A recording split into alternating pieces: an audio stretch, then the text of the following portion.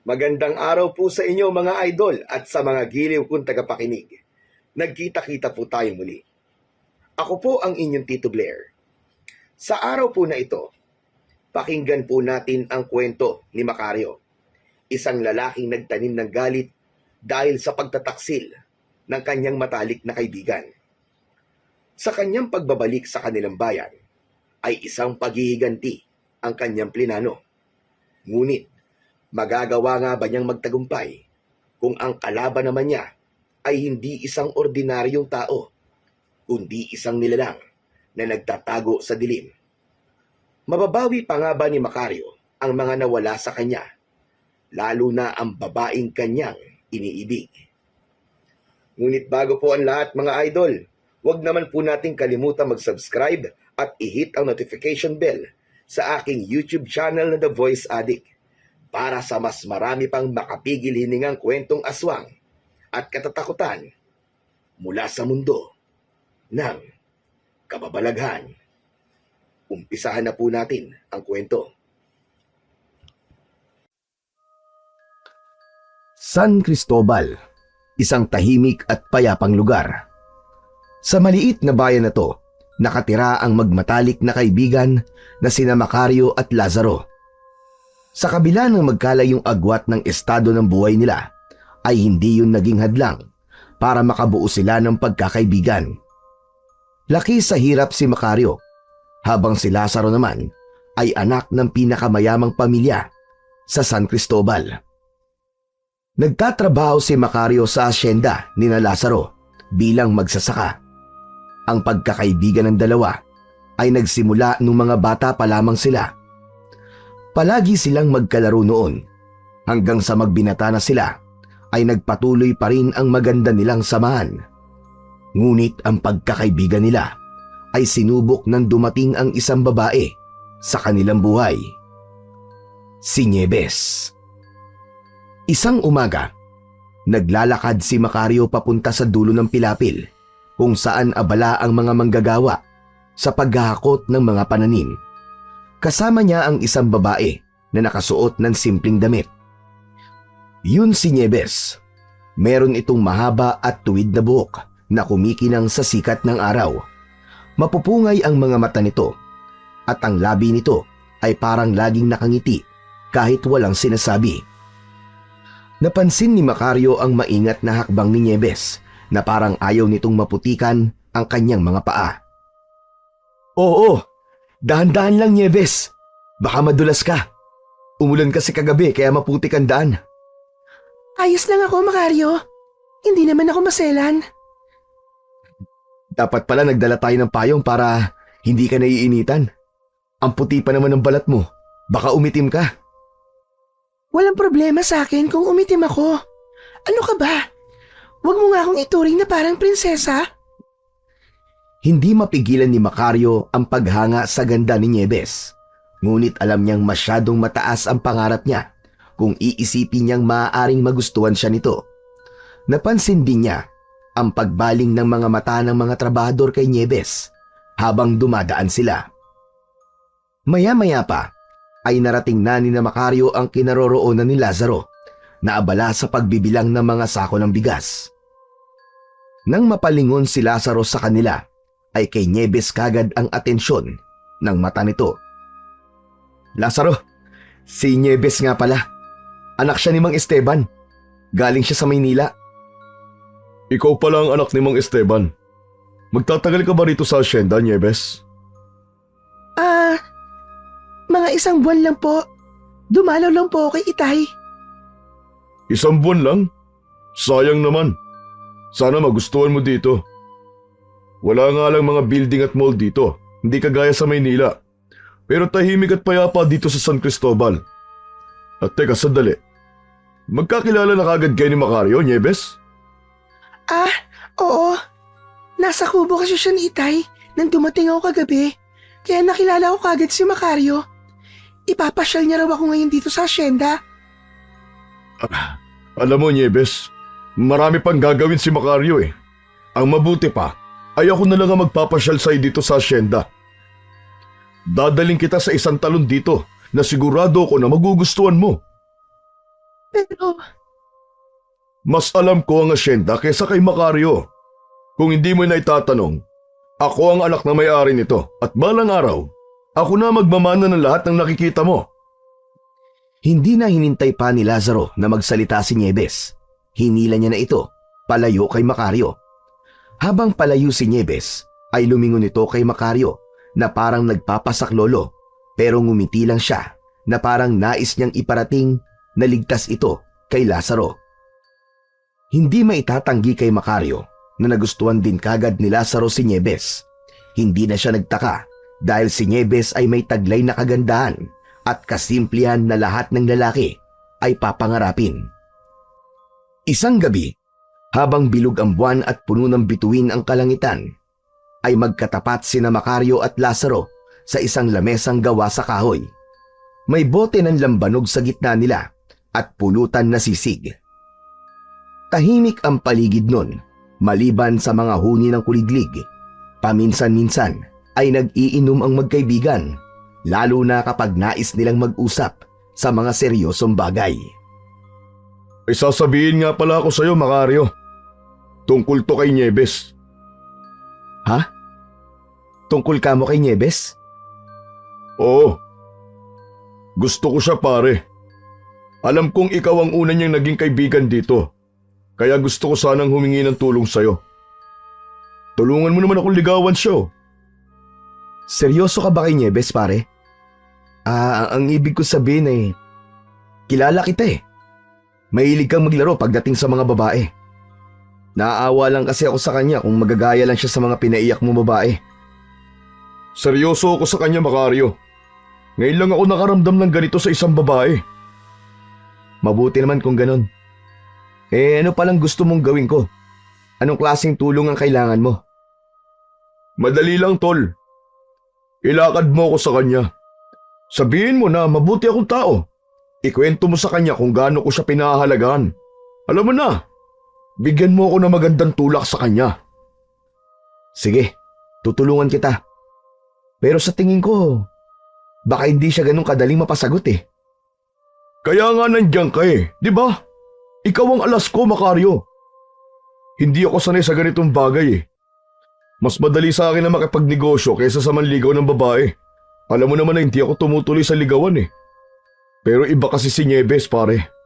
Siya ang klase ng babae na dapat na nililigawan. Pilit na itinago ni Macario ang sakit ng kanyang nararamdaman. Sa kaloob-looban niya, gusto niyang aminin kay Lazaro na mahal din niya si Nieves. Ngunit alam niyang wala siyang karapatan. Hindi siya kasing yaman at kasing gwapo ng kaibigan niya. Alam niya na kung sabay silang manliligaw kay Nieves ay si Lazaro ang pipiliin nito.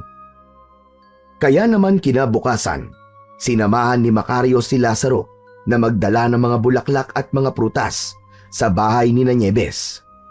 Habang nanonood si Macario mula sa malayo, nakita niya kung paano pilit nang humingiti si Nieves sa harap ni Lazaro. Hindi yun ngiti ng tuwa, kundi tila napipilitan lamang itong harapin si Lazaro. Ramdam ni Macario na walang nararamdaman si Nieves para sa kaibigan niyang si Lazaro. Sa sandaling yon, lalong tumitindi ang sakit na nararamdaman ni Macario, ngunit sa kabila nun ay nanatili siyang tahimik. Tinupad niya ang kanyang pangako kay Lazaro na tutulungan niya itong mapasagot nito si Nieves kahit pa unti-unti nang nadudurog ang kanyang puso. Nagpatuloy ang pagtulong ni Macario kay Lazaro sa panliligaw nito kay Nieves. Isang gabi, nagtungo sila sa kubo ni Nieves na may dalang gitara. Patay na ang ilaw sa loob ng kubo, kaya sigurado sila na tulog na si Nieves at ang tatay nito. Macario, sigurado ako matutuwa si Nieves nito. Sino ba naman ang hindi kikiligin sa harana, hindi ba? Oo nga pre, pero na-practice mo ba yung kanta? Baka sintonado ka pa rin ha? Kulang nga lang eh, kumuha na ako ng voice lesson eh. Basta, ayusin mo ang pagigitara mo. Alam kong ikaw ang expert pagdating dyan eh. Maya-maya pa ay nagsimula ng tumugtog ng gitara si Macario at sinundan yon ng pagkanta ni Lazaro. Hindi nagtagal ay bumukas ang bintana sa harapan nila at dumungaw doon si Nieves. Pilit ang naging ngiti nito at hindi yun nakaligtas sa mapanuring mga mata ni Macario.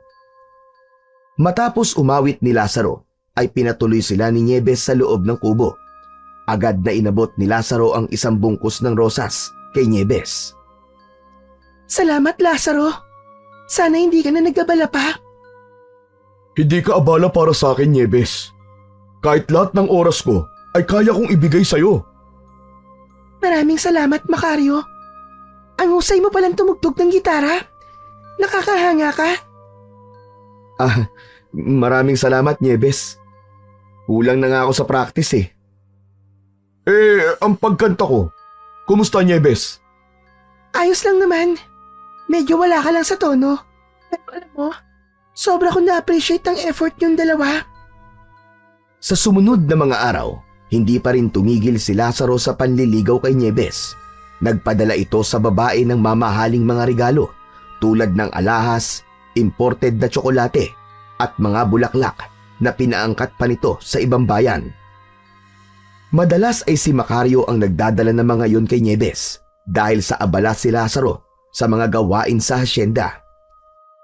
Sa tuwing nagdadala ng regalo ni Lazaro si Macario kay Nieves, ay palagi niyang napapansin ang malamlam na ekspresyon nito. Minsan, lumapit si Nieves kay Macario at mahina itong nagsalita.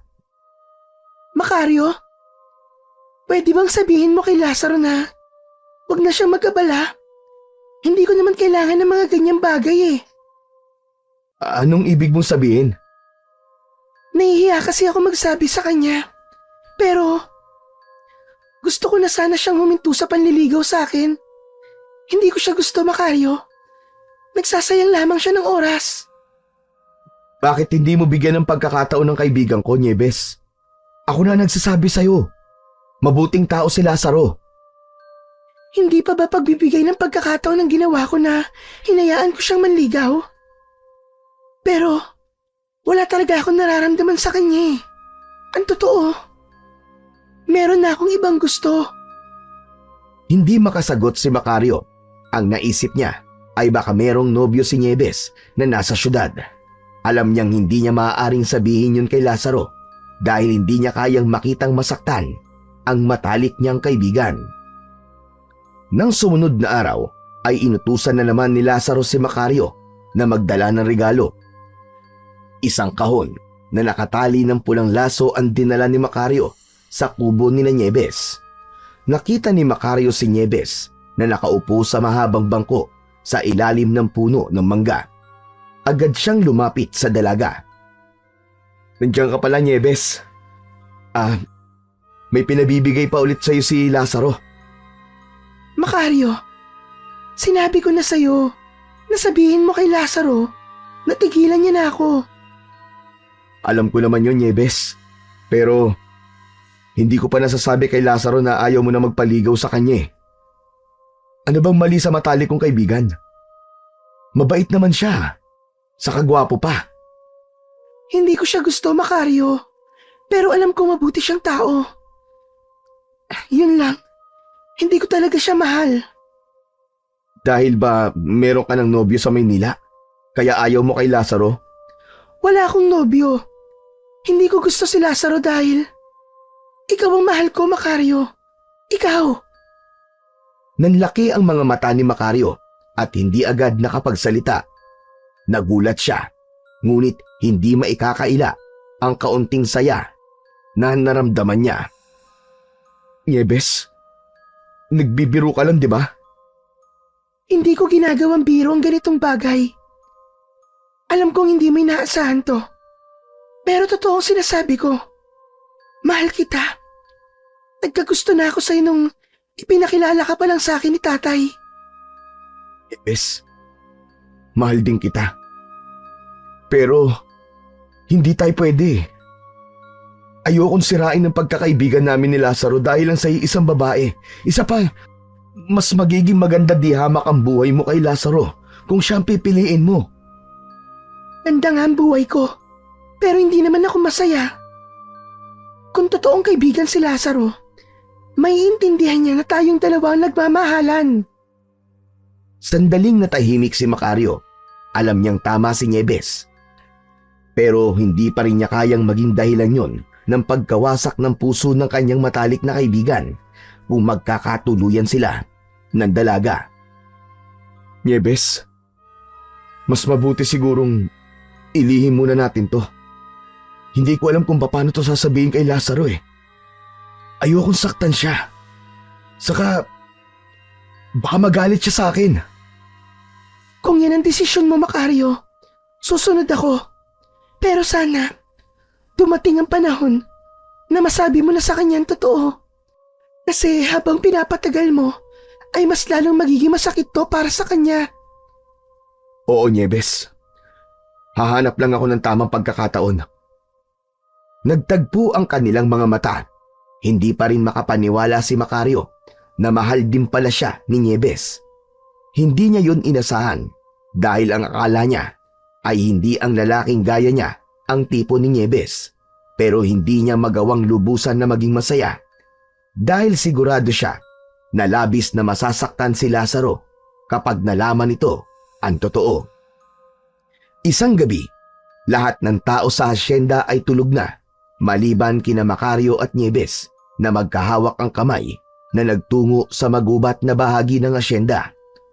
Huminto sila sa ilalim ng isang malaking puno at agad na siniil ng halik ni Macario si Nieves. Macario, sandali lang. Sigurado ka bang walang makakakita sa atin dito? Wala. Walang tao na nagpupunta sa lugar na to. Lalo na kapag ganitong oras. Mahal na mahal kita, Nieves. Mahal na mahal din kita, Macario. Hinaplos ni Macario sa pisngi si Nieves at marahang naglapat ang kanilang mga labi. Nagyakap sila na parang ayaw na nilang pakawalan ang isa't isa. At doon, sa ilalim ng malaking puno, ay naganap ang kanilang lihim na sandali ng pagmamahalan. Kinabukasan, habang abala si Macario sa pag-aayos ng mga gamit sa kamalig, ay dumating bigla si Lazaro. Agad na napansin ni Macario na tila hindi maganda ang timpla ng kanyang kaibigan. Seryoso ang mukha nito at matiim ang tingin sa kanya. Macario, may oras ka ba? Gusto lang kita makausap tungkol kay Nieves. Tumigil si Macario sa ginagawa at tumango. Ano yun, Lazaro? Sa tingin mo, may pag-asa ba ako kay Nieves? Ang dami ko na naibibigay na regalo sa kanya pero hanggang ngayon ay parang wala pa rin siyang balak na sagutin ako. Palagay ko naman may pag-asa ka sa kanya eh. Yun naman ay sa tingin ko lang ha. Si Nieves pa rin kasi ang makakapagsabi kung may pag-asa ka ba sa kanya. Ewan ko ba? May pakiramdam kasi ako na merong ibang gusto si Nieves na nandito rin sa asyenda eh. Macario, matagal na kitang kaibigan. Alam mo kung gaano kita pinahahalagan. Pero alam mo rin kung ano ang hindi ko kayang palampasin. Ang katraydoran. Nanlamig si Macario sa mga salitang yun ni Lazaro. Hindi niya alam kung nagkataon lang o sinasadya ni Lazaro ang sabihin yun. Ano naman ang ibig mong sabihin, Lazaro? Wala naman. Gusto ko lang siguraduhin na maayos ang lahat. Alam mong pinagkakatiwalaan kita, Macario. Kaya kapag nalaman mo kung sino lalaking kinalolokohan ni Nieves dito sa asyenda, sabihin mo kagad sa akin, ha? Yun lang ba? Sige. Walang problema. Sasabihin ko kapag nalaman ko kung sino lalaking yun. O sige, mauna na ako. Mag-iingat ka, Macario. Isang mahinang tapik sa balikat ang iniwan ni Lazaro kay Macario bago ito umalis. Pinagpawisan si Macario kahit malamig ang hangin. Sa mga sinabi ni Lazaro, nararamdaman niyang may alam na ito. Nagsimulang lumalim ang kaba niya at nagkaroon siya ng takot na baka alam na ni Lazaro ang relasyon nila ni Nieves. Alas 5 ng umaga, nang isang malakas na sigaw ng babae ang sumira sa katahimikan sa asyenda. Isa si Macario sa mga nagising. Paglabas niya ng kanyang kubo, ay nakita niya ang mga tao na tumatakbo patungo sa kubo ni Nieves. Agad na kinabahan si Macario, kaya mabilis siyang tumakbo papunta sa bahay ng kanyang nobya. Pagdating doon ni Macario, ay marami ng tao sa paligid ng bahay ni Nieves. Nanlaki ang mga mata niya nang makita ang katawan ng ama ni Nieves na nakahandusay at naliligo sa sariling dugo. Tadtad ng saksak ang buo nitong katawan, habang si Nieves naman ay yakap-yakap ang ama at pumapalahaw sa pag-iyak. Mabilis na nilapitan ni Macario si Nieves pero hindi niya ito magawang mapakalma. Hindi nagtagal ay dumating ang mga pulis. Agad na nahanap ng mga ito ang kutsilyong ginamit sa pagpatay sa tatay ni Nieves. May nakita ring isang pares ng tsinelas sa pinangyarihan ng krimen at ang kutsilyo at tsinelas ay pagmamay-ari lahat ni Macario. Sa araw din na yon ay hinuli ng mga pulis si Macario dahil sa lakas ng ebidensya laban sa kanya. Bitiwan niyo ako! Bitiwan niyo ako! Hindi akong pumatay! Inosente ako! Bitiwan niyo ako! Tiningnan si Macario ng mga tao. Lahat ay galit at takot sa kanya. Habang hinihila ng mga pulis si Macario upang maisakay sa sasakyan ng mga pulis, ay panay pa rin ang sigaw niya. Hindi ako pumatay! Hindi ko magagawa yun! Hindi ako isang mamamatay tao! Nagkakamali kayo! Tila nagkaroon ng konting pag-asa si Macario nang makita niya si Nieves na mabilis na tumatakbo papunta sa kanya. Niyakap siya nito ng mahigpit. Hindi na siya makaganti dito ng yakap dahil nakaposas na ang kanyang mga kamay. Macario, hindi ka nila pwede basta-bastang hulihin. Alam kong hindi ka ang pumatay kay tatay. Tulungan mo ako, Nieves. Sabihin mo sa kanila na magkasama tayo kagabi. Kaya imposibleng ako pumatay sa kanya. Huwag ka mag-alala, Macario. Ilalaban natin ang katotohanan. Makakalaya ka rin kagad. At makukulong ang totoong pumatay kay tatay. Sumama ka muna sa mga pulis. At huwag ka nang manlaban pa. Naluluhang tumango si Macario at sinunod niya ang mga sinabi ni Nieves. Matapos siyang maisakay sa sasakyan ng mga pulis, ay tumingin siya sa labas. Napansin niya si Lazaro na nakatayo sa hindi kalayuan. Nakangisi yun ng malaki na tila tuwang-tuwa sa nangyari. Isang katotohanan ang tila bomba na sumabog sa harapan ni Macario. Doon niya napagtanto na si Lazaro ang nag-frame up sa kanya. Sigurado siya na alam na nito ang relasyon nila ni Nieves, kaya nagawa nito ang bagay na yun. Habang papalayo ang sasakyan ng mga pulis, unti-unting napuno si Macario ng galit at pangako sa kanyang sarili na hindi siya titigil hanggat hindi niya naipapakita sa lahat ang katotohanan. Inakala ni Macario na dadalhin siya sa himpilan ng mga pulis, pero inilipat siya sa isang puting van. Panay ang tanong niya sa mga pulis kung saan siya dadalhin ng mga ito, pero kahit isa ay walang sumasagot. Hanggang sa nakarating sila sa isang pier at sunod na sinakyan nila ay isang bangka. Kinabahan na si Macario at nagkaroon siya ng hinala na may gagawing hindi maganda ang mga pulis sa kanya. Sa kabila ng malalakas na hampas ng alon sa bangka, si Macario ay tahimik na nakaupo lamang habang nakabosas ang mga kamay. Makalipas ang ilang oras na paglalakbay sa dagat, ay isang isla ang nakita niya sa unahan. Palaki ng palaki yun habang lumalapit sila. Huminto ang bangka sa dalampasigan ng naturang isla. Sir, sandali lang ho. Bakit po nandito tayo? Ano pong lugar to? Wala pa ring sumagot sa tanong ni Macario. Pagdating sa dalampasigan, inihatid siya ng mga pulis patungo sa isang malaking gusali na siyang isa palang malaking kulungan. Hindi makapaniwala si Macario na may ganun palang klase ng kulungan. Parang nasa gitna yun ng kawalan at tila doon itinayo ang kulungan na yun upang walang presong makakatakas. Binuksan ng isang pulis ang may kadilimang selda. Marahas na itinulak ng pulis si Macario papasok. Nang maisarado ang pinto ng selda, ay saka inalis ng pulis ang kanyang mga posas. Sir, sandali, bakit ako nandito? Wala pa namang paglilitis na nangyari ah. Walang imik na umalis ang pulis. Maigpit na humawak si Macario sa malamig na rehas at patuloy siyang sumigaw. Pakawalan niyo ako rito! Wala akong kasalanan! Hindi ako dapat nandito! Sir! Pakawalan niyo ako! Malingaw-ngaw ang sigaw ni Macario sa pasilyo, pero kahit isa ay walang sumasagot sa kanya. Maya-maya pa ay nagulat siya ng isang boses ng matandang lalaki ang narinig niya sa isang sulok ng selda. Sinasayang mo lamang ang boses mo. Dahil kahit anong sigaw mo riyan, hindi ka nila papakinggan. Dahil bayad na sila. Napalingon si Macario, isang matandang lalaki, may humpak na pisngi at puno ng pilat ang muka ang nakaupo sa isang madilim na sulok ng kanyang selda. Medyo mahaba at puti na ang buhok nito. Anong ibig mo sabihin? May nagbayad sa mga pulis na yon para ikulong ka rito. Kagaya ng ginawa sa akin at sa ibang preso na kasama natin dito.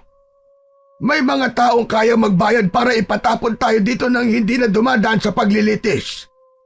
Walang hustisya sa lugar na ito. Nanlaki ang mga mata ni Macario.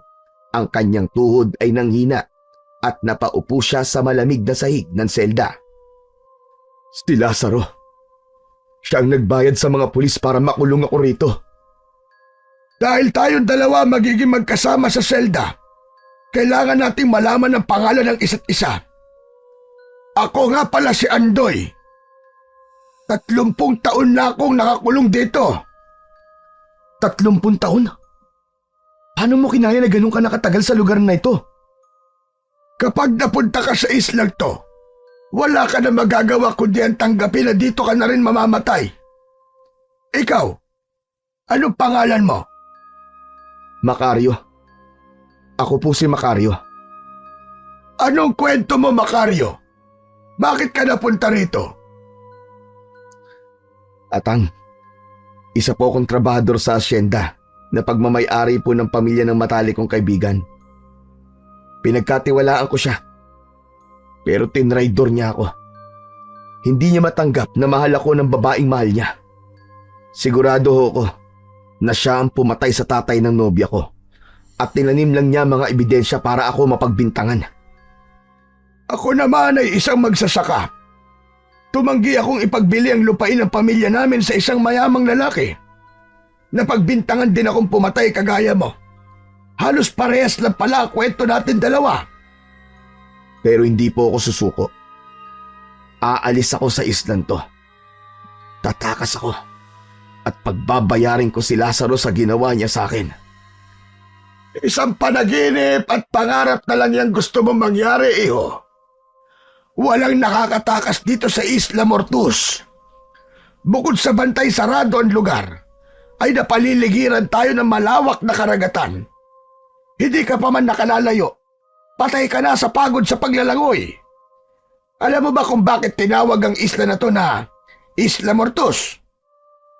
Umiling si Macario. Sa Latin, ang ibig sabihin ng Mortus ay patay. Lahat ng nakukulong dito ay dito na rin mamamatay. Kaya kung ako sa'yo, tanggapin mo na lamang na dito ka na rin mamamatay. Tumahimik si Macario. Ang pag-asa na kanina'y nagliliyab sa kanyang puso ay unti-unting pinatay ng mga sinabi ni Andoy. Wala siyang nagawa kundi ang magpakalunod sa bigat ng katotohanan na baka habang buhay na siyang naroon sa islang yon. Mabilis na lumipas ang mga taon at hindi niya namalayan na 7 taon na siyang nasa Isla Mortus. Noong mga unang taon niya ay puro hirap ang dinanas niya. Minsan ay hindi sila kumakain sa isang araw at tubig lamang ang ibinibigay sa kanila. Konting pagkakamali ay ikinukulong siya sa Bartolina kung saan 3 araw siyang walang pagkain. Sa loob ng kulungan ay nakita ni Macario ang pinakamasasahol na anyo ng tao. Ngunit lahat ng yun ay natutunan niyang pakisamahan ng dahil kay Andoy. Naging matalik na kaibigan ni Macario si Andoy. Ito ang nagbigay ng proteksyon sa kanya sa ibang preso na naisaktan si Macario dahil may katungkulan si Andoy sa samahan ng mga preso sa Isla Mortus. Ngunit sa paglipas ng mga taon ay siya rin paghina ng katawan ni Andoy dahil sa katandaan na nito. Araw-araw itong inuubo ng malala pero walang pakialam ang mga bantay kay Andoy at tila hinihintay na lang itong mamatay. Isang umaga, nagising si Macario sa selda nila at nakita niyang hirap sa paghinga si Andoy. Nilapitan niya ito at inalalayan. "Ayos ka lang ba, Tatang?" Bakit kasi? Hindi pa ako kunin ng Diyos. Pinapatagal niya pa itong paghihirap ko. "Huwag ka magsalita ng ganyan, Tatang. May dahilan kung bakit humihinga ka pa hanggang ngayon." "Sandali, ikukuha lang kita ng tubig." Kinuha ni Macario ang isang lata na may laman na tubig. Ibinigay niya yun kay Andoy at uminom ito. Matapos yun, ay ngumiti sa kanya si Andoy. Salamat, Macario. Naalala ko tuloy ang mga anak ko sa iyo. Kagaya mo rin sila na maasikaso sa akin. Pasensya ka na kung nahihirapan ka sa pag-aalaga sa akin. "Ano ka ba, Tatang? Kung hindi dahil sa'yo, ay matagal na ako nabaliw dito." Ngunit ang katotohanan ay mabigat para kay Macario. Sa 7 taon na yon, nakita niya kung paano pinahina ng Isla Mortus si Andoy. Sa bawat araw na lumilipas, nawawalan ito ng lakas.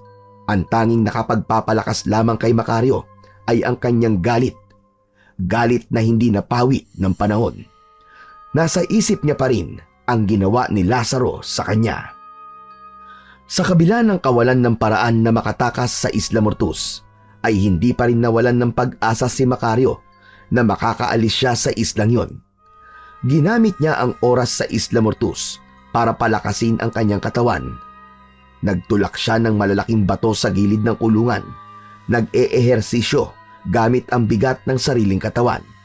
At sinanay ang kanyang isipan sa pagiging alerto sa bawat galaw ng mga tao roon. Samantala, ang kalagayan ni Andoy ay patuloy pa ring lumalala. Sa tuwing nagkakaroon ng gulo sa kulungan, si Macario ang umaawat at pumoprotekta kay Andoy. Habang inaayos ni Macario ang lumang kumot na gamit ni Andoy, ay sumagi sa isip niya ang nakaraan. Napangiti siya nang maalala niya si Nieves at ang maikling panahon na sila ay nagmamahalan. Ngunit ang ngiting yon ay nawala nang sumagi sa isipan niya ang nakangising muka ni Lazaro. "Tang Andoy, nangangako po ako sa inyo na makakatakas ako sa lugar na to at pagbabayarin ko si Lazaro sa ginawa niya sa akin. 7 taon nang nawala sa akin nang dahil sa kahayupan niya." Hanggang ngayon pala, ay hindi ka pa rin nawawalan ng pag-asa na makakaalis ka pa sa islang to, Macario. Gusto ko ang determinasyon mo na yan. Pero ipapaalala ko lamang sa'yo, lahat ng nagtangkang tumakas dito at nahuli ng mga gwardya ay pinatay lahat. Yung mga sinubukan lumangoy sa dagat, hindi na alam kung ano ang nangyari. Hindi sumagot si Macario, pero sa kanyang puso, alam niyang hindi titigil ang kanyang laban hanggat hindi niya natitikman ang hustisya na siya mismo ang gagawa. Sa bawat hirap na dinanas niya sa Isla Mortus, ay lalong nag-alab ang kanyang determinasyon na makalaya roon upang maipatikim kay Lazaro ang kanyang galit at paghihiganti. Pagsapit ng gabi, habang nakahiga si Macario sa maliit na higaan sa selda, ay hindi mawala sa isip niya ang magandang muka ni Nieves. Inisip niya na kung hindi siya napunta sa Isla Mortus, malamang ay kasal na silang dalawa at may mga anak na sila. Naputol ang kanyang pag-iisip nang marinig niya ang boses ni Andoy. Nagising pa rin pala kagaya niya. Macario! Gising ka pa ba? "Oo, Tatang. Gising pa po ako." Akala ko naman tulog ka na. Hindi kasi ako makatulog. Pakiramdam ko, may masamang mangyayari. Macario, may ikikwento lang sana ako sa'yo. Baka sakaling makatulog ako pagkatapos. Sige ho. Ikwento niyo na ho yan para makatulog na ho kayo. Hindi na ho pwede nagpupuyat ang mga matatandang kagaya nyo. Narinig mo na ba ang tungkol sa Isla Kalawit? Isla Kalawit? Alamat po ba yun? Hindi yun isang alamat, Macario. Totoo ito. Marami ang naghahanap sa Isla Kalawit dahil puno ng kayamanan ng islang yon. May mga ginto, perlas, diamante, at kung ano-anong mamahaling bato. Pero hindi lang yun. Sa islang yun daw, matatagpuan ng isang agimat na kung tawagin ay Singsing ni Solomon. Dahil nagbibigay yun ng kakaibang lakas at talino sa sino mang magmamayari nito. Napangisi si Macario, halatang hindi naniniwala. Agimat? Kayamanan? Ano ka ba naman, Tatang? Para ka naman bata. Naniniwala ka ba sa ganyang bagay? Alam ko na mahirap paniwalaan, pero marami ng tao nagsabi noon. Yung mga naunang nakulong dito sa Isla Mortos, narinig ko rin silang pinag-uusapan ito noon. Kung sakali raw na makakatakas ka rito, isa lang ang dapat mong puntahan, ang Isla Kalawit. Magagamit mo kasi ang mga kakayahan na naroon para makapagbagong buhay. Kaya Macario, kung may pagkakataon kang makatakas, tandaan mo mabuti ang sinabi ko. Magpunta ka sa Isla Kalawit. Hanapin mo ang islang yon. Tatang Andoy, tigilan niyo na po mga kwento niyong walang katuturan. Ang mabuti pa po ay matulog na tayo. Bigla po akong inantok sa kwento niyo eh. Hindi na nagsalita pa si Andoy.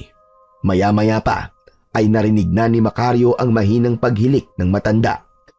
Ang totoo, mas lalo siyang hindi nakatulog sa kwento ni Andoy. Nagtatalo ang isip niya kung dapat ba niyang paniwalaan ang sinasabi ni Andoy tungkol sa isang isla na puno ng kayamanan. Naisip niya na kung totoo yun at makukuha niya ang mga kayamanan na naroon, ay maaari niya yung magamit sa paghihiganti niya kay Lazaro. Kinaumagahan ay nagising si Macario sa lamig na bumalot sa kanya. Sumilip siya sa maliit na bintana na may rehas at nakita niya ang malakas na buhos ng ulan na sinasabayan pa ng malalakas na hampas ng hangin. Lumingon siya kay Andoy na nakahiga pa rin at nakapikit. Lumapit si Macario kay Andoy at tinapik ito sa braso. Naramdaman niyang malamig ang balat ni Andoy pero hindi niya yun binigyan ng pansin. Tatang bango na. Oras na ng almusal natin. Sigurado ko na marami na namang iuutos sa mga gwardya dahil bumabagyo.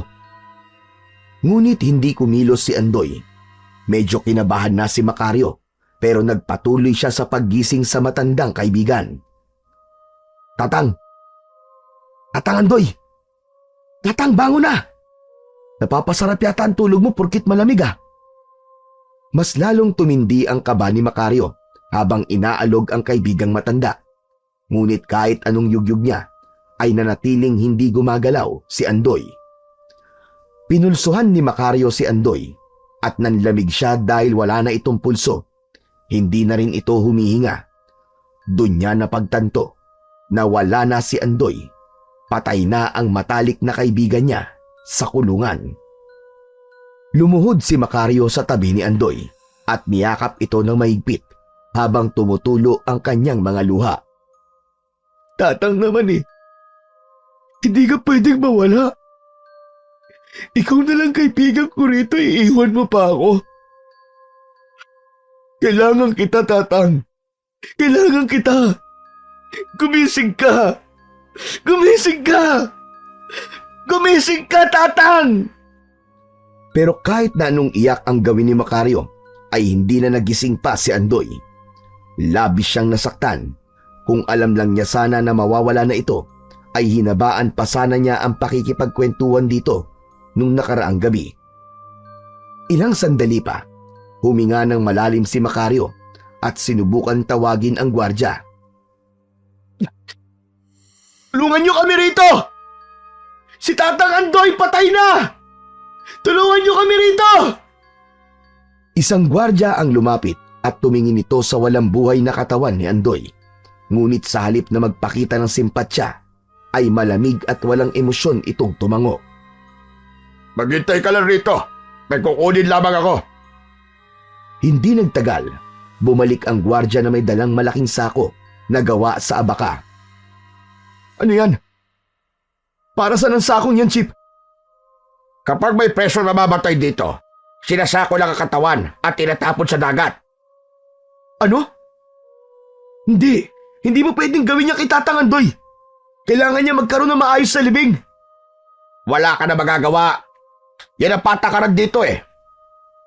Sandali, kukunin ko lang ang trolley. Itinapon ng gwardya ang sako sa sahig ng selda at umalis itong muli. Hindi makapaniwala si Macario na basta na lang itatapon sa dagat ang bangkay ni Andoy. Pero habang nakatitig siya sa sako, ay unti-unting nagkaroon ng ideya si Macario. Nilapitan niya si Andoy at maingat na binuhat yon.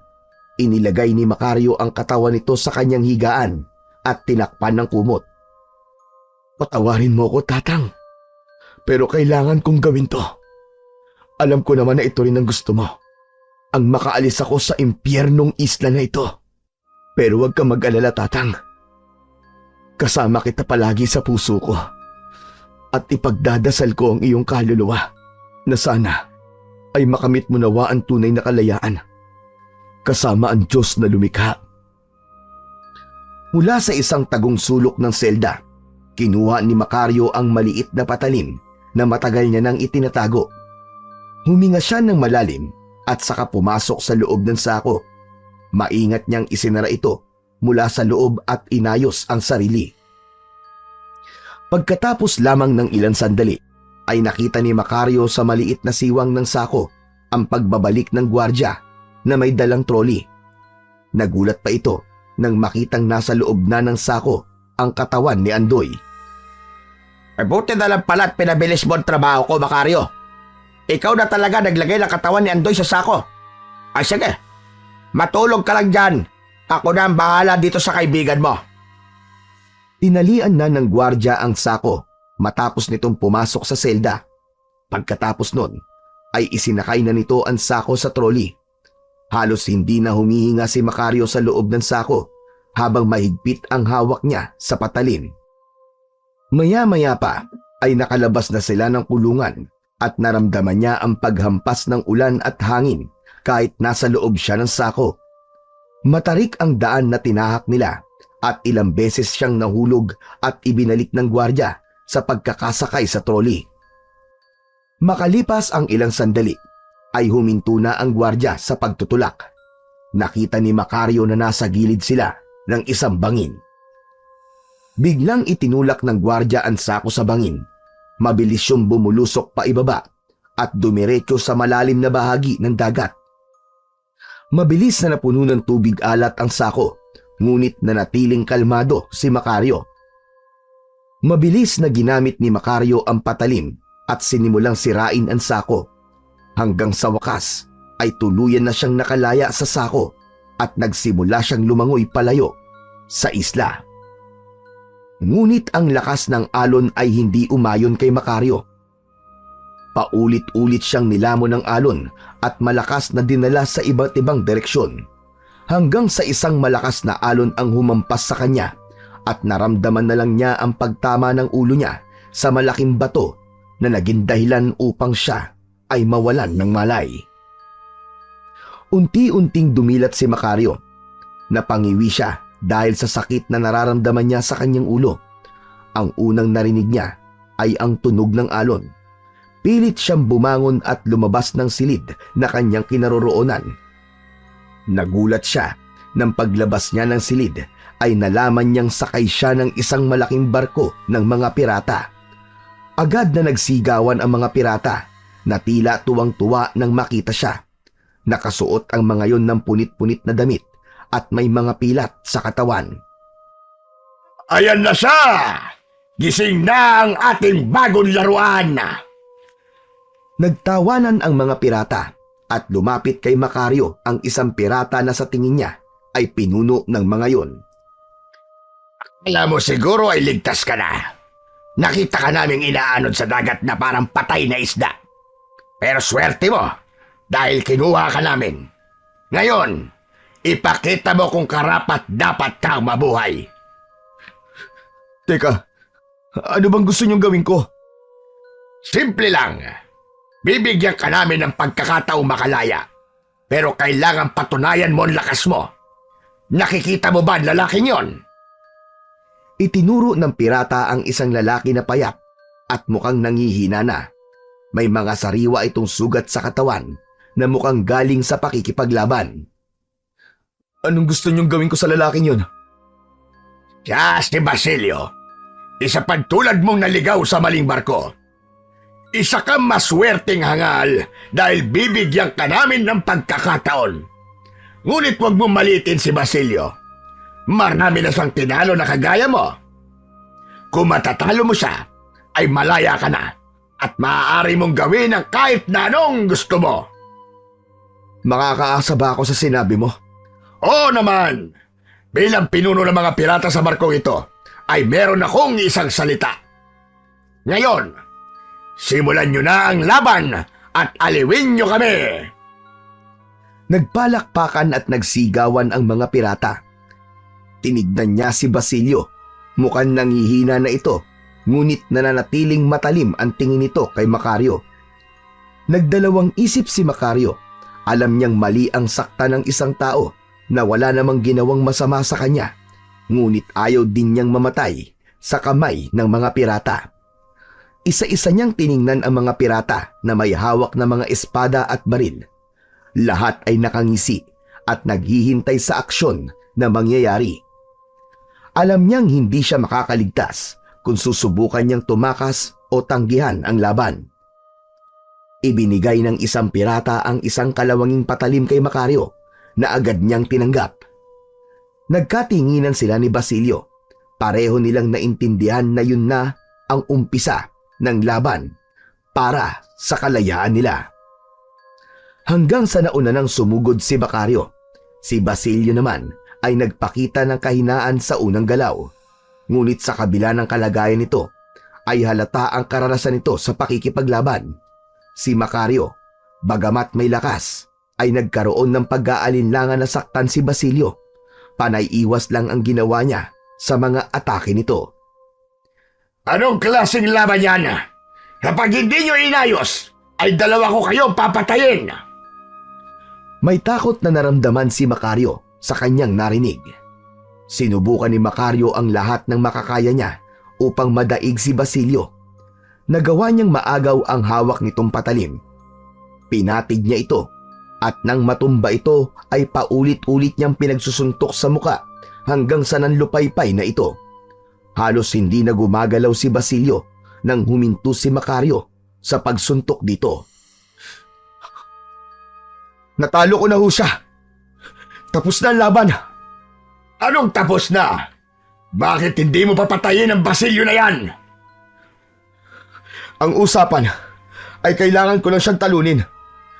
Natalo ko na siya. Sa lagay niyang yan, ay hindi na siya makakalaban pa.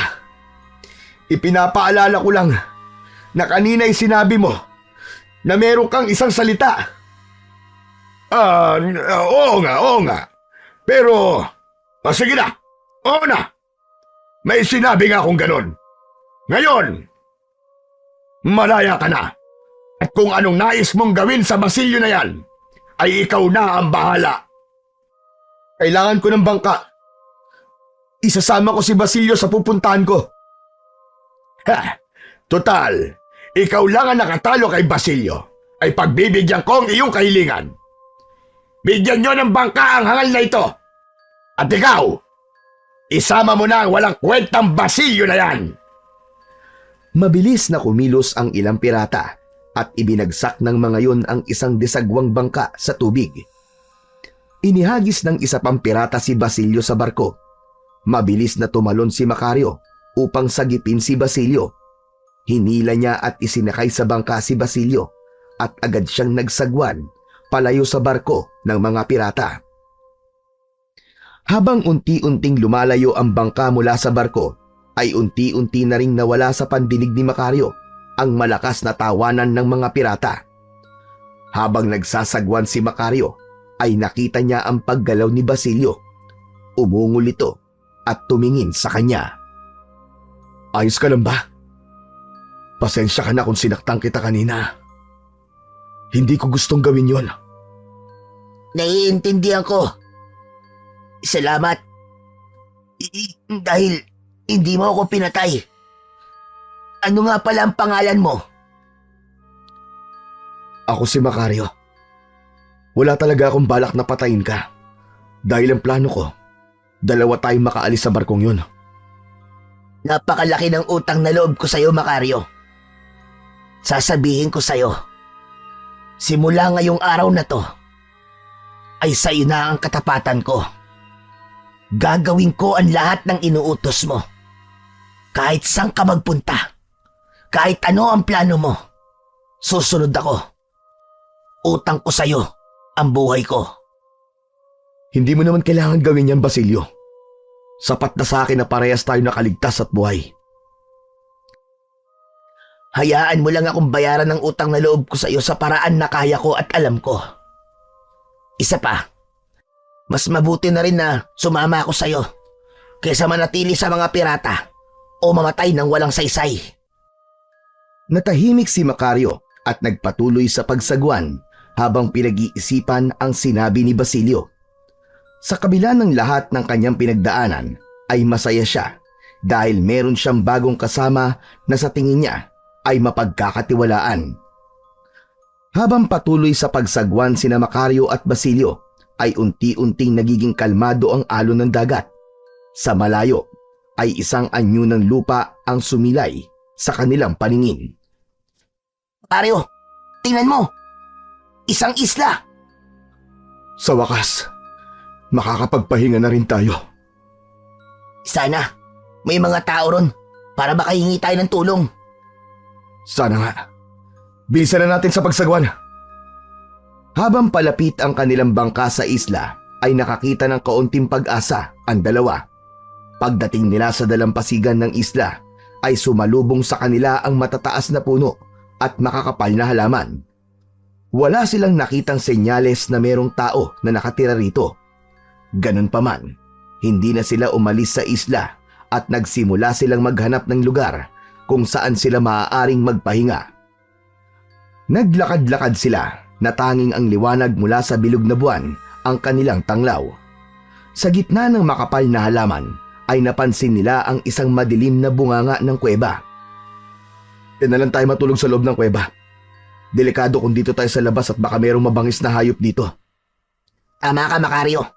Saka, pagod na rin ako. Ang sakit na ng mga binti ko kakalakad.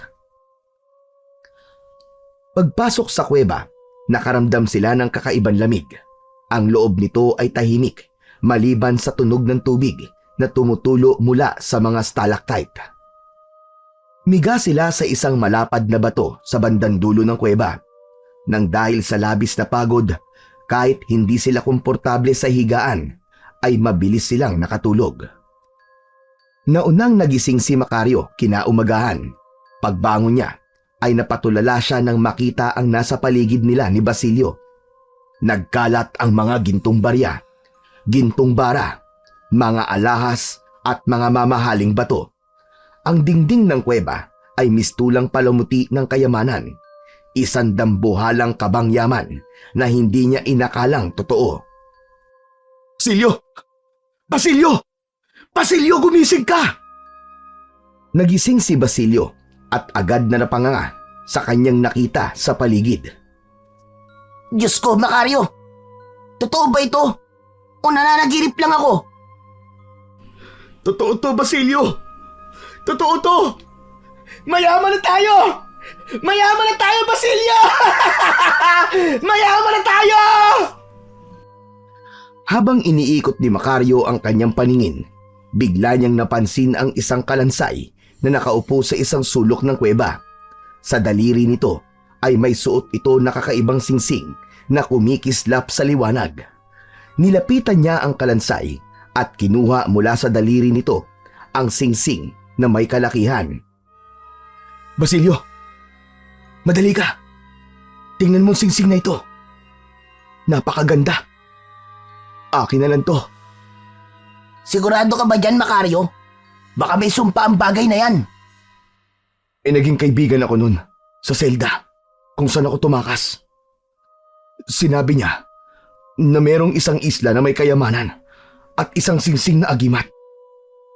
Sa tingin ko, ito na ang isla na tinutukoy niya. At ang singsing na ito, maaaring ito ang singsing ni Solomon. Isinuot ni Macario ang singsing sa kanyang daliri. Sa sandaling yun, bigla niyang naramdaman ang isang kakaibang init na dumaloy sa kanyang katawan. Ang kanyang mga kalamnan ay tila nagising at ang kanyang isipan ay luminaw nang hindi niya maipaliwanag. Hindi niya na sinabi kay Basilio ang kakaibang nararamdaman niya. Mabilis na kumilos sina Macario at Basilio. Maya-maya pa ay naging abala na sila sa pag-iipon ng mga gintong barya at mamahaling mga bato. Gumamit sila ng isang sako na nasa bangka upang maghakot ng kahit kaunting kayamanan na nasa kuweba. Matapos yun ay muli silang naglayag gamit ang bangka. Narating nila ang bayan at doon ay mabilis nilang naibenta ang mga kayamanan na nakuha nila. Matapos yun ay bumili sila ng mas malaki at mas matibay na bangka. Ang bangka ay may 4 na espasyo para sa lahat ng kayamanan na nasa Isla Kalawit. Binalikan nila ang kuweba at hinakot ang natitirang kayamanan na naroon. Umupa ng maliit na bahay sina Macario at Basilio kung saan pansamantala silang namalagi. Sa dami ng pera at kayamanan natin, kahit habang buhay na tayong hindi magtrabaho ay mabubuhay tayo. Tama ka, Basilio. Pero may paggagamitan ako ng pera at kayamanan na ito. Gusto kong bumalik sa San Cristobal. Gusto kong maghiganti kay Lazaro. Sino naman ang Lazaro na yan, kaibigan? At parang galit na galit ka sa kanya. Siya ang dahilan kung bakit ako nakulong sa Isla Mortus. Tinraidor niya ako, Basilio. Kinuha niyan lahat sa akin. Ang aking buhay, ang aking dangal, ang lahat. Gagamitin ko ngayon ang lahat ng meron ako para pabagsakin siya. Kung ganon, kasama mo ko sa pag-iiganti mo, kaibigan. Hindi kita iiwan. Nagkatinginan sila ng may pagkakaintindihan at sa oras na yon ay pinagplanuhan nila ng mabuti ang paghihiganting gagawin ni Macario kay Lazaro. Muling bumalik si Macario kasama si Basilio sa San Cristobal. Sa loob ng mga taon na nawala siya roon, ay tila walang nagbago sa lugar kung saan siya isinilang. Bumili si Macario ng napakalaking lupa roon at pinatayuan niya yon ng isang napakalaking mansyon. Ginawa niyang hasyenda ang malawak na lupa. Sa pananatili ni Macario sa San Cristobal ay nalaman niya na mag-asawa na sina Lazaro at Nieves. Pakiramdam niya tuloy ay pinagtaksilan din siya ni Nieves sa ginawa nitong pagpapakasal sa lalaking sumira sa buhay nila. Nang dahil sa pera ni Macario ay mabilis na natapos ang mansyon at ang kanyang hasyenda. Lahat ng tao sa San Cristobal ay nagulat sa biglaang pagdating ni Macario, kaya hindi siya masyadong nagpakita sa mga ito sa pangambang baka merong makakilala sa kanya. At doon na nagsimula ang pagpapabagsak ni Macario kay Lazaro. Sa tulong ni Basilio ay mabilis na kumalat sa San Cristobal na naghahanap si Macario ng mga manggagawa para sa kanyang asyenda. Inalok nila ang bawat tauhan ni Lazaro ng mas mataas na sahod at magandang benepisyo. Libre ang pagkain, tirahan at edukasyon para sa kanilang mga anak. Kaya halos lahat ng tauhan ni Lazaro ay lumipat sa asyenda ni Macario. Isang umaga, habang kasalo ni Macario sa almusal ang ilang tauhan sa asyenda sa isang mahabang lamesa sa tabi ng pilapil, ay dumating ang galit na si Lazaro. Nakasakay ito ng kabayo. Agad na kumulo ang dugo ni Macario nang makita ang dating matalik na kaibigan. Ngunit nanatili siyang kalmado nang harapin niya si Lazaro. Tiwala siya na hindi siya makikilala ng dati niyang kaibigan dahil sa makapal niyang balbas at bigote. Sino ka? Pribadong lugar to. Hindi ka dapat pumapasok ng walang paintulot ko. Sino ka ba? At ang lahat ng tauhan ko ay kinuha mo. Ako si Victor de Dios. Kung ganon, ikaw pala si Lazaro. Hindi ko sila inagaw sa'yo. Binigyan ko lamang sila ng pagpipilian at mas nagustuhan nila ang offer ko sa kanila. Kaya sila mismo lumapit dito sa aking asyenda. Huwag mo kong gawin tanga. Inagaw mo mga tauhan ko at sinira mo ang negosyo ko. Wala akong ginawang masama, Lazaro. Ibinigay ko lang sa kanilang oportunidad na hindi mo na ibigay sa kanila. Bakit? Natatakot ka bang bumagsak? Kung akala mo'y matatakot ako sa'yo, nagkakamali ka. Wala kang karapatang agawin ang mga pinaghirapan ko. Wala akong inaagaw sa'yo, Lazaro. Nagkakamali ka ng taong binangga mo, Victor. Sisiguraduhin kong babagsak ka rin. Babagsak ka. Tandaan mo yan. Subukan mo. Hindi rin ako natatakot sa'yo, Lazaro. Saglit na nagkatitigan ang dalawa. Sa huli ay mabilis na pinatakbo ni Lazaro paalis ang kabayo niya. Isang nakakalokong ngisi ang sumilay sa labi ni Macario. Nagsisimula pa lamang siya sa kanyang mga plano. Ngunit galit na kagad si Lazaro sa kanya. Hindi na siya makapaghintay sa magiging reaksyon ni Lazaro sa mga susunod pa niyang mga gagawin. Kinagabihan, habang mahimbing na natutulog si Macario, ay tila may bumulong sa kanya para gumising. Sa pagmulat niya, ay naramdaman niya kagad na hindi siya nag-iisa sa kanyang malaking silid. Sa madilim na sulok ng kwarto, unti-unting lumitaw ang isang anino ng isang nilalang. Isang aswang. Ang kanyang anyo ay nakakatakot. Mahaba ang mga kuko, nanlilisik ang mga mata, at may matalim na ngipin.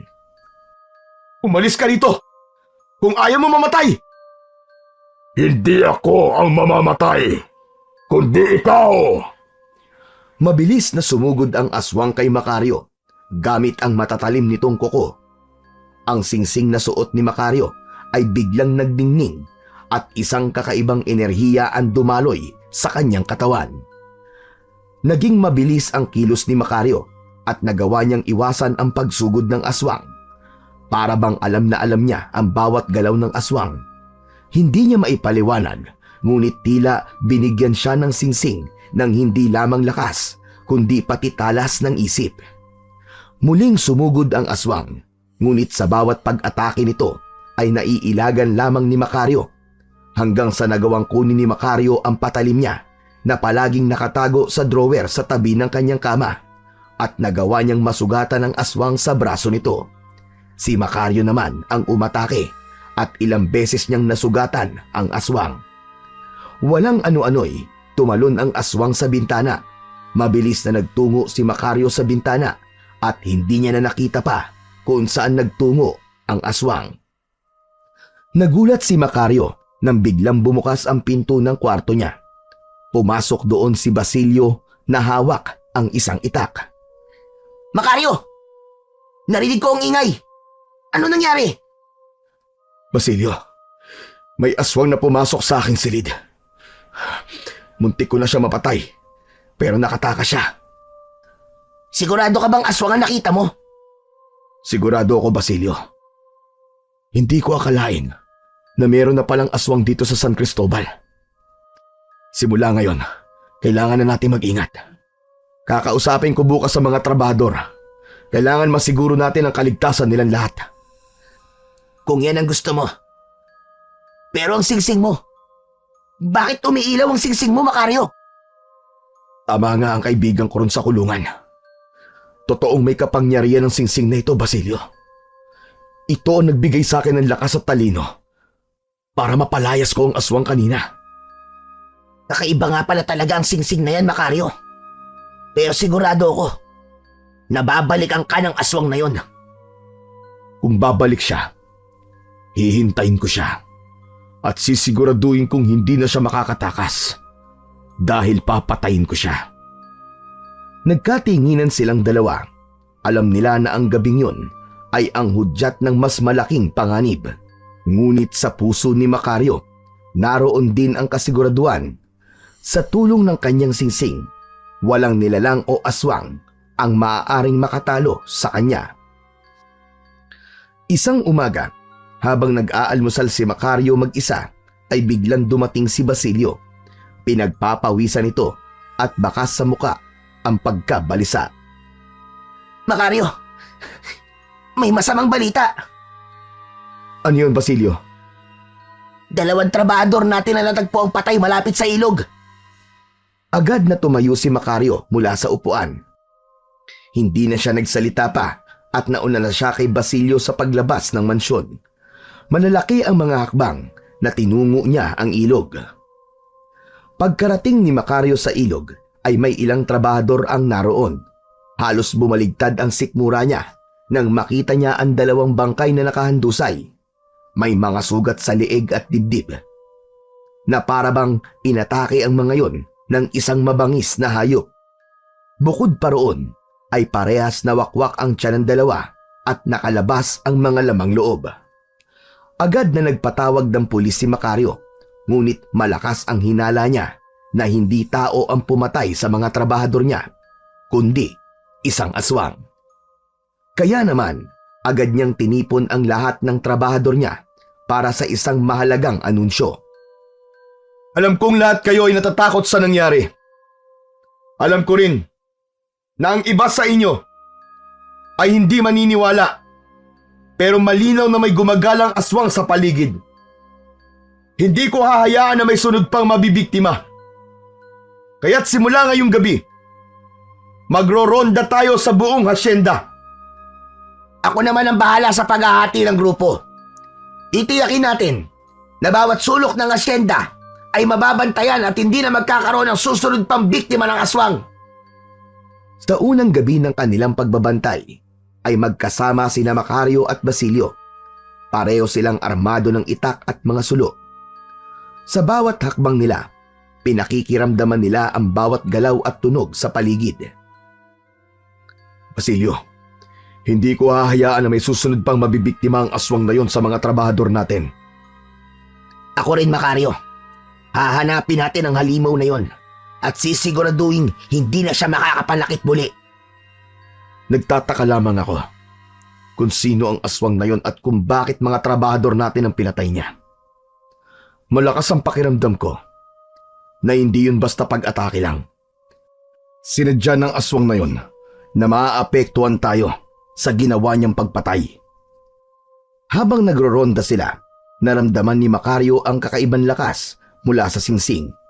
Naniniwala siya na habang suot niya yon ay magagawa niyang lagpasan ang kahit na anong laban na darating sa kanyang buhay, kahit pa yon ay ang pakikipaglaban sa mga aswang.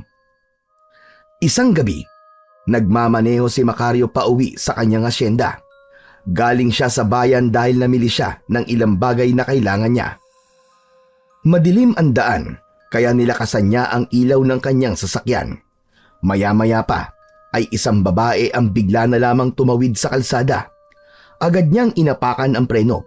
Kung hindi niya yun nagawa ng mabilis, ay sigurado siya na mababangga niya ang babae. Biglang bumagsak ang babae, kaya agad na bumaba ng sasakyan si Macario. Nilapitan niya ang babae at nakita niya na nawalan yun ng malay. Miss, okay ka lang ba? Walang sagot na nakuha si Macario. Hinawi niya ang buhok ng babae na nakatakip sa mukha nito at laking gulat niya nang malaman na si Nieves yun. Walang pagdadalawang isip na binuhat ni Macario si Nieves at isinakay sa kanyang kotse. Dinala niya si Nieves sa kanyang mansyon dahil hindi niya ito kayang iwanan sa gitna ng kalsada. Maingat niya tong inihiga sa isang malambot na kama sa isa sa mga silid sa kanyang mansyon. Pumasok si Basilio sa silid at nagulat ito nang makita si Nieves. Macario, sinong babae niyan? Siya si Nieves. Nieves? Ang babaeng ipinagpalit ka kay Lazaro? Oo, siya ang babaeng minahal ko. Pero pinagtaksilan ako. Hindi ko inaasahang makikita ko siya ulit at sa ganitong kalagayan pa. Tingnan mo. Puno siya ng pasa, Basilio. Parang may nanakit sa kanya. Si Lazaro kaya may kagagawa nito? Hindi ko alam, Basilio. Ngunit hindi na rin ako magtataka kung si Lazaro man ang may gawa niyang kay Nieves. Pero siguro, ayan na ang karma niya dahil pinakasalan niya si Lazaro. Niloko rin ako ng babaeng yan. Pinaniwala niya ako na ako ang mahal niya. Pero kay Lazaro din pala siya magpapakasal. Sa gitna ng pag-uusap ni Macario at Basilio ay biglang nagising si Nieves. Agad itong tumingin kay Macario. Mabilis na iniwas ni Macario ang mukha niya dahil nangamba siya na makilala siya nito. Nakita kita sa kalsada kanina, Binibini. Nawalan ka ng malay. Pero maaari ka nang umuwi sa bahay mo ngayong nagising ka na. Hindi muna nagsalita si Nieves. Titig na titig ito kay Macario habang bumababa sa kama. Tumayo si Nieves sa harapan niya habang nangingilid ang luha nito. Macario? Nagkakamali ka. Hindi Macario ang pangalan ko. Ako si Victor. Victor de Dios. Hindi mo ako maluloko. Kilala kita, Macario. Ikaw ang unang lalaking minahal ko. Alam ko ang boses mo. Ang mga mata mo. Ang hugis ng ilong mo. Alam ko ang lahat-lahat sa'yo. Lalabas muna ako. Mukhang kailangan yung mag-usap. Paglabas ni Basilio ay huminga ng malalim si Macario at diretsyong tiningnan si Nieves sa mga mata. Kung sino man ang Macario na sinasabi mo, hindi ako yon. Makakaalis ka na. Maaari kitang ipahatid sa mga tauhan ko kung natatakot ka maglakad mag-isa. Ang buong akala ko ipatay ka na. Wala na akong nabalitaan sa'yo. Simula nang hulihin ka ng mga pulis. Bakit ba ang kulit mo? Hindi sabi ako si Macario. Ako si Victor de Dios. Biglang niyakap ni Nieves si Macario ng mahigpit. Ngunit agad itong itinulak ni Macario palayo. Sa sandaling yon ay tuluyan ng bumagsak ang emosyon ni Macario. Wala kang karapatang yakapin ako, Nieves. Oo na. Ako nga si Macario. Taksil ka. Minahal kita. Pinangarap ko ang buhay na magkasama tayo. Pero anong ginawa mo? Pinili mo ang kaibigan kong traidor. Macario, hayaan mo muna ako magpaliwanag. Paliwanag? Hindi ko na kailangan ng kahit na anong paliwanag na manggagaling sa'yo. Alam mo ba kung anong naranasan ko matapos ibintang sa akin ni Lazaro na ako ang pumatay sa tatay mo? Nakulong ako sa Isla Mortus. Ginawa akong laruan ng mga pirata. Halos ikamatay ko ang bawat araw doon. Sa bawat hampas ng latigo. Ikaw ang nasa isip ko, Nieves. Tapos pagbalik ko rito, malalaman ko na naging asawa mo ang lalaking naging dahilan kung bakit ako naghirap ng gusto. Traidor ka. Traidor kayong dalawa. Nagpakasal kay Lazaro dahil mahal ko siya. Pinilit lang niya ako, Macario. Pinagbantaan ni Lazaro ang buhay ko at ang buhay ng pamilya ko. Hindi ko kayang isugal ang kanilang kaligtasan. Pero kailanman, hindi ko siya minahal. Ikaw pa rin ang laman ng puso't isipan ko, Macario. Ikaw pa rin ang mahal ko. Kung alam mo lang, na araw-araw ako nagdarasal na bumalik ka. At ngayon, nangyari na. Bumalik ka na, Macario.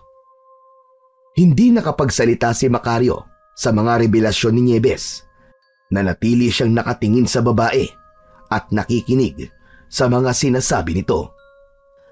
Araw-araw ako nabubuhay sa impyerno. Sa piling ng hayop na si Lazaro. Sinasaktan niya ako. Ginagawang alipin. Kaya tumakas ako, Macario. Mas mabuti nang mabuhay ako sa lansangan kaysa makasama ang isang aswang na kagaya ni Lazaro. Ano? Anong ibig mong sabihin? Aswang si Lazaro? Oo, Macario. Aswang na si Lazaro. Simula na mamatay ang mga magulang niya, ay humina ang kita ng asyenda. Pinili niya maging aswang sa pangako na nakilala niyang aswang na magdadala daw yun ng swerte, kapangyarihan at lakas kay Lazaro. At ngayon, dahil ikaw ang nagiging sagabal sa kanya, sinusubukan niyang pabagsakin ka. Siya ang pumatay sa mga trabahador mo. Hindi na siya ang Lazaro na kilala natin noon, Macario. Alam ko rin na siya ang pumatay kay tatay. Pero wala akong magawa kasi natatakot ako sa kanya. Napansin ni Macario ang sinseridad sa boses ni Nieves at unti-unti niyang naramdaman ang katotohanan sa mga sinabi nito. Lumapit siya kay Nieves at hinawakan ito sa balikat. Nieves, naniniwala ako sa mga sinabi mo. Pasensya ka na kung hinusgahan kita kagad. Wala akong kaalam-alam na dumanas ka rin pala ng impyerno kagaya ko. Parehas lang tayong biktima ng kasamaan at kataksilan ni Lazaro. At naiintindihan ko ang galit mo sa akin kanina. Pero Macario, ayoko nang bumalik kay Lazaro. Huwag kang mag-alala, Nieves. Poprotektahan kita laban kay Lazaro. Sinisiguro kong pagbabayaran niya ang lahat ng kasalanan niya sa ating dalawa. Nagdesisyon si Macario na doon na manirahan si Nieves sa mansyon niya. Hindi na siya pumayag na bumalik pa si Nieves sa impyernong buhay nito sa piling ni Lazaro. At dahil nalaman niya na si Lazaro ay isang aswang, sigurado siya na si Lazaro rin ang umataking aswang noon sa kanya habang siya ay natutulog. Natuwa siya dahil iisa lang pala ang kalaban niya. Isang umaga sa hasyenda ni Macario, habang abala siya sa pagtulong sa mga trabahador sa pagsasalansan ng mga sako ng gulay, ay biglang dumating si Lazaro sakay ng isang kabayo. Huminto ito sa harapan ni Macario. Nang bumaba sa kabayo si Lazaro, ay naramdaman kagad ni Macario ang galit nito. Lazaro, hindi ka ba marunong makaintindi? Sinabi ko na sa'yo na hindi ka dapat basta-basta pumapasok dito na walang paintulot sa akin. Wala akong pakialam sa patakaran mo, Victor. Kung ganun, ano ang dahilan at bakit naparito ka? Huwag kang magpanggap na hindi mo alam kung bakit ako nandito. May nakapagsabi sa akin na narito si Nieves. Ilabas mo ngayon din ang asawa ko kung ayaw mo may mangyaring masama sa'yo. Hindi ko alam ang sinasabi mo. Hindi ako hanapan ng nawawalang asawa. Wala rito ang asawa mo, Lazaro. Hindi ko pa nga nakikita kahit dulo ng buhok ng asawa mo. Huwag mo akong subukan, Victor. Hindi mo ako kilala. Ako si Lazaro Madrigal. Wala akong pakialam kahit sino ka pa, Lazaro. At hindi ko gusto ang pagbabanta mo. Kung nawawala ang asawa mo, baka naman may dahilan kung bakit siya umalis sa bahay mo. Babalik ako. At kapag napatunayan ko nagsisinungaling ka, magsisisi ka, Victor. Hindi mo kilala kinakalaban mo. Tumalikod si Lazaro at muling sumakay sa kabayo nito. Napangisi nilang si Macario habang pinapanood ang papalayong si Lazaro. Hindi niya tuloy maintindihan kung bakit naging kaibigan niya si Lazaro, gayong noon pa man ay kitang-kita niya na kung gaano kasama ang ugali nito. Matapos yun, ay bumalik na si Macario sa mansyon. Nakita niya si Nieves na abala sa pagluluto sa kusina. Lumapit siya rito at sinabi niya na nagtungo roon si Lazaro at hinahanap si Nieves. Sinabi niya na may nakakita na naroon si Nieves sa asyenda ni Macario at nakarating yun kay Lazaro. Macario, salamat at hindi mo ko ibinigay kay Lazaro. Hindi ko nakakayanin kung bumalik pa ako sa kanya. At nangako ko sa'yo na poprotektahan kita. Wala kang dapat ikatakot, Nieves. Hindi ko hahayaan na saktan ka pa niya. Habang narito ka, ay walang masamang mangyayari sa'yo. Lumapit si Nieves at hinawakan ang braso ni Macario. Hindi ko alam kung paano kita mababayaran, Macario. Pero alam kong mali na nadamay ka pa sa lahat ng ito. Ginagawa ko to, hindi dahil gusto kong suklian mo ang pagprotekta ko sa'yo. Ginagawa ko to dahil mahal pa rin kita, Nieves. Pero kailangan natin maganda. Sigurado ko na babalik siya rito dahil kumbinsido siyang nandito ka. Tumango si Nieves at mahigpit nitong niyakap si Macario. Gumanti ng yakap si Macario at ipinaramdam niya kay Nieves na wala na itong dapat ikatakot pa. Matapos yun, ay agad na kinausap ni Macario si Basilio. Malakas ang kutob niya na anumang sandali ay muling babalik si Lazaro upang kunin si Nieves. Basilio, hindi tayo maaaring maging kampante. Kilala ko si Lazaro. Hindi siya susuko ng ganun-ganun lang. Alam niyang narito si Nieves at gagawin niya ang lahat para makuha niya si Nieves. Handa akong protektahan ng asyenda, Macario. Ang mga tauhan natin ay may mga itak at baril na. At pinalalahanan ko na silang magdobli ingat sa gabi. Mabuti kung ganun. Pero kailangan mas matindi ang ating pagbabantay. Ang pagpatay niya sa ating mga tauhan ay indikasyon na kayang-kaya niya talagang pumatay. Hindi isang normal na tao ang kalaban natin, kundi isang aswang. Sa tingin ko naman, ay wala kang dapat na ipag-alala. Nasa iyo ang singsing na nakuha mo sa Isla Kalawit. Naniniwala ko na matatalo mo si Lazaro, Macario. Ayokong umasa masyado sa singsing. Basta Basilio, maging maingat at handa tayo palagi, lalo na sa gabi. Magmula noon, ay naging mababaw na ang tulog ni Macario. Kaunting kaluskus lang ay agad siyang bumabangon at sumisilip sa bintana. Hanggang isang gabi, hindi makatulog si Macario. Mabigat ang pakiramdam niya na parang may nararamdaman siyang panganib. Tila binubulungan siya ng singsing na maging alerto ng mga oras na yon. Hindi na napigilan pa ni Macario ang bumangon at kunin ang itak na nasa ilalim ng kanyang kama. Tahimik siyang lumabas ng kanyang kwarto at bumaba sa hagdan. Pagdating sa sala, ay binuksan niya ang malaking pinto at tuluyan siyang lumabas sa kanyang mansyon. Sa ilalim ng liwanag ng buwan, ay nakita ni Macario ang aswang na umatake sa kanya at alam niya na si Lazaro yun. Nakatayo yun ilan di pa lamang ang layo sa harapan ng pinto ng mansyon na tila alam nun na lalabas siya. Sinabi ko naman sa'yo na babalik ako para kunin ang aking asawa. Lazaro, sa wakas ay umaming ka na rin sa kung sino kan talaga. Oo, nandito nga si Nieves, pero hindi ako papayag na makuha mo siya. Biglang sumugod ang aswang ng mabilis. Sinunggaban nito si Macario pero mabilis siyang nakailag. Sinubukan niya itong tagain pero naunahan siya ng malakas nitong suntok na tumama sa kanyang muka. Tumilapon si Macario sa lakas ng suntok ni Lazaro. Doon na naramdaman ni Macario ang pagdaloy ng kapangyarihan ng singsing sa kanyang katawan. Nagpatuloy ang sagupaan ni Macario at Lazaro. Nagpalitan sila ng pag-atake at wala sa kanila ang nais na sumuko at magpatalo. Ginamit ni Macario ang talas ng kanyang isip.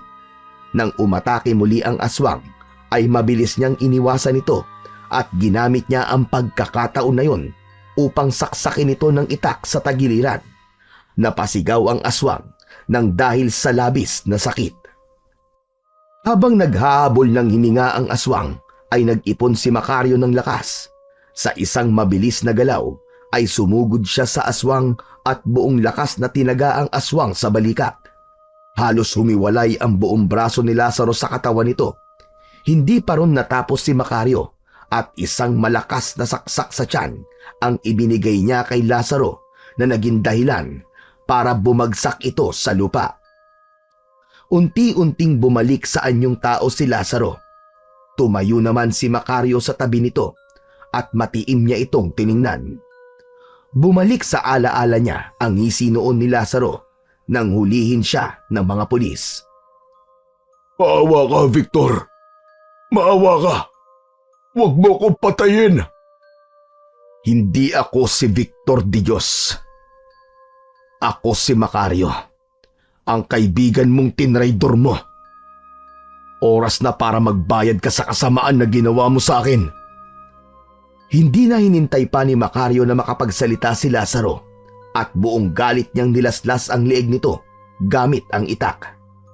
Sumirit ang dugo ni Lazaro at nangisa ito. Maya-maya pa ay tuluyan na itong binawian ng buhay.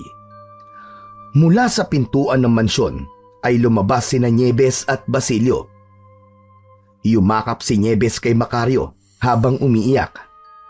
Napapikit si Macario habang pilit na inaalis ang lungkot at bigat sa kanyang puso.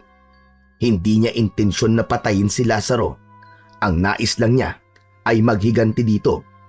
Pero dahil sa pagiging aswang nito at banta sa lahat ng tao sa San Cristobal, ay napilitan na siyang wakasan ang buhay nito. Tapos na. Tapos na, Nieves. Hindi na tayo mangangamba. Salamat, Macario. Sa wakas, tapos na ang kasamaan ni Lazaro.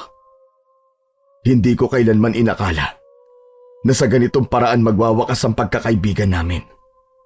Si Lazaro, ang pinakamatalik kong kaibigan noon. Pero siya rin na naging pinakamalaking kaaway ko. Pero tama ka, Nieves. Tapos na ang kasamaan niya. Wala na siyang iba pang magiging biktima.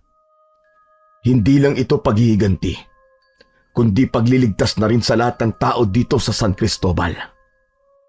Makalipas ang ilang araw, habang mag-isang nasa sala si Macario, ay lumapit si Basilio sa kanya. Nagtaka siya sa dalang maleta ni Basilio na hinuna niya agad na meron itong pupuntahan. Basilio, saan ang punta mo? Biglaan naman yata. Hindi to biglaan, kaibigan.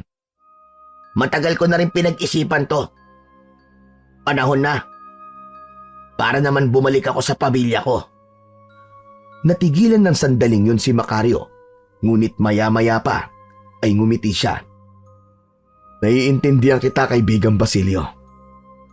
Maraming salamat sa lahat ng ginawa mo para sa akin at sa aking asyenda. Hindi ko ito makakaya na mag-isa kung wala ka. Ako ang dapat na nagpapasalamat sa'yo. Sa panahon na nakasama kita, minsan ay hindi mo ko itinuring na alipin. Pinahalagahan mo ko bilang isang kaibigan at bilang isang tao. Habang buhay kong tatanawin ang utang na loob ko sa'yo, kaibigang Macario. Napangiti si Macario, ngunit hindi na itago ang lungkot sa kanyang muka. Hindi mo alam kung gaano kahalaga sa akin ang mga sinabi mo. Isa kang totoong kaibigan, Basilio. At hindi ko makakalimutan ang mga sakripisyo mo para sa akin. Nagpalitan ng maigpit na yakap sina Macario at Basilio. Kung kailangan mo ng tulong, Alam mo kung saan mo ako matatagpuan. Mag-ingat ka, Basilio. At sana'y maging masaya ka sa piling ng pamilya mo. At kung may oras ka, huwag mong kalilimutan na dalawin kami rito, ha? Makakaasa ka, Macario. O paano? Paalam na. Hanggang sa muling pagkikita, kaibigan. Inihatid ng tanaw ni Macario si Basilio habang paalis ito. Tahimik na pinagmasdan niya ang papalayong kaibigan. Malaking kawalan para kay Macario si Basilio. Subalit alam niyang yun na ang tamang panahon para hayaan niya si Basilio na magkaroon ng sarili nitong buhay. Matapos ang lahat, ay muling nagsimula sina Macario at Nieves ng kanilang kwento. Makalipas ang ilang taon, ay nagpakasal na silang dalawa, saksi ang mga trabahador sa asyenda at si Basilio. Ang kanilang kasal ay naging isang pagdiriwang ng pagmamahal na nagtagumpay sa kabila ng lahat ng pagsubok. Isang pagmamahal na natutong magpatawad at muling bumangon mula sa mga sugat ng nakaraan. Nabuhay silang tahimik ngunit masaya. Hindi na hinayaan ni Macario na lamunin siya ng galit o paghihiganti. Natutunan niya ang halaga ng kapayapaan. Hindi lamang sa paligid, kundi sa kanyang puso. Ang mga karanasang nagbigay ng pait sa kanyang buhay ay siya ring nagturo sa kanya ng tunay na kahulugan ng pagtitiwala, pagpapatawad at pagkakaibigan. Sa piling ni Nieves, natagpuan ni Macario ang tahanan at ang katahimikan na matagal niya nang inaasam.